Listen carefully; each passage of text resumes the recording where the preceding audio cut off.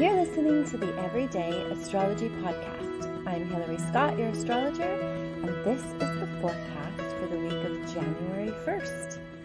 Welcome to the new year, or at least the new Gregorian calendar year, because we're still like in the dead of winter in reality in the northern hemisphere, and we are in the summer in the southern hemisphere. So it's kind of not a beginning time necessarily, but nevertheless, Happy New Year. It's starting off with Mercury going direct, which is fabulous after being retrograde and kind of getting in the way of things moving forward. Though when Mercury goes direct on Monday, January 1st, it will be squaring Neptune. So Neptune is definitely not something that adds clarity to anything. It's very fuzzy and foggy and gossamer. And squaring Mercury means that there could definitely be unclear communication. Or maybe you're having like unclear impulses to do something that you shouldn't do, or something like it crosses the wires. An example being, I made a decision years ago, 7 years ago to be exact, that we just needed a new puppy in the middle of a square between Mercury and Neptune. And so I didn't have all the facts straight about getting the puppy. I was like just so overtaken with the desire to love an adorable being that it didn't, like I wasn't thinking straight. And this is sort of an example of how Neptune can sort of obscure the facts. And I remember looking at the pros and cons of the breed and really just focusing on all the pros and like, oh, see, all of these things are great and these are all wonderful features. Very healthy, lives a long time, like just an easy to take care of because their health is so great. I was really focused on having healthy. And then I failed to like the cons list where the only terrier that's a good terrier is a sleeping terrier and things like that. So recently with this whole squaring energy with Mercury, I again was seized with the desire to have more animals in my life. And I was like so close to having a mini pig in my life, and it was going to be so possible, and it was really close by, and I was seized by this. And then I was like, oh my God, the last time I felt like this, we ended up getting Dexter, and I do not want to end up with another quote unquote terrier in my life. So I went to the pros and cons of raising the Juliana mini pig, and there was a lot of cons on that list, a lot of cons, and I was able to see that it was the wrong decision to make. Even though I was seized with this, I don't know if it's like my past life farm girl energy or something where I just want to have like a donkey, and I would like to very much have a pig and some ducks, and yet there's a side of me that is like, oh, that would just be too much work. So it's this not clear thinking side that will raise its head and want all these burdensome characters in my life. So keep that's kind of an example of how you can feel like, oh, this must be meant to be. I'm like, just need to go in this direction, where you might just actually not have all the details. So make sure you read both the pros and the cons list. Also, this isn't really a time of making a decision. Even though Mercury is direct, it's really not going to get moving until next week and the week after that. And it's just a time to kind of lay low, maybe have baths and chill out and just not have to really make any important decisions right now. Just know that things aren't clear. Things could be deceptive. So especially if you feel like you're seized by the need for something, that is a clear sign that you do not need it, that there's something else going on here. So take it easy. This week, too, we have Saturn squaring Venus. So that's kind of tricky. That also is not buoyant energy. It can make you feel really thwarted and frustrated, and you just want to have like a delightful life and experience all the wonderful, joyful things.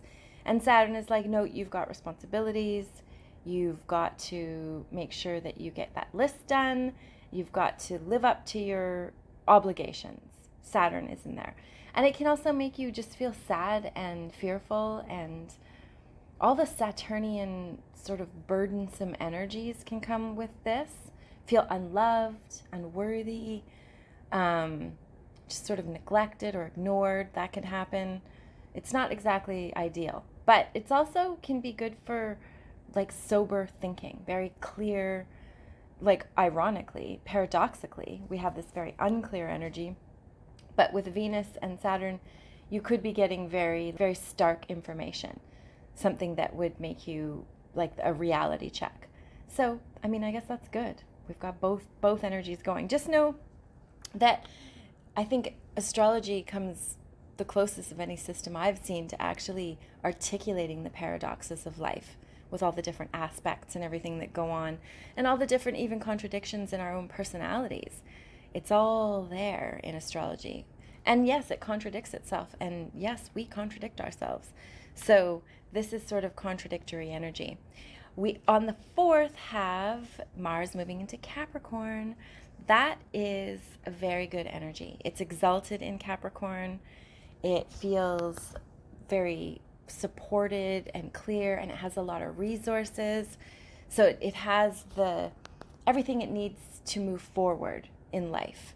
It's all there. So take a look wherever you have Capricorn in your chart, and Mars will be going into that house and supporting this area. You'll have very clear, and like your energy will be quite certain and forward moving and direct. It can help you strategize. It gives you courage. It gives you like just very clear thinking. Like you know what you're trying to do, and you know why you're trying to do it, and you are all consolidated in moving in that direction, which is really lovely ultimately. So we've got that going on, Mars moving into Capricorn. If you have to do some sort of important like business plan, or think of all the details you need to have in order before you move forward, that's really good with the Capricorn Mars. And it is around the 9th when things will start to move forward more effortlessly. But this week's still definitely take it easy. Don't expect to know everything. Let yourself just sort of ponder and daydream and sort of like just be with whatever comes up. Definitely be witness to what comes up. Write it down. Make sure that you capture any cool, interesting ideas. But also know that this is sort of like there is roadblocks. There's obstacles in the way right now. It's not like all clear. It's more like sort of waiting in the traffic and staring up at the clouds for entertainment. Try to just know that things will get moving more smoothly coming up in the next week or so. And then we are in for a really fantastical 2024. There's a lot going on. Especially notable is Jupiter conjunct Uranus. That is, I just think, like a revelatory.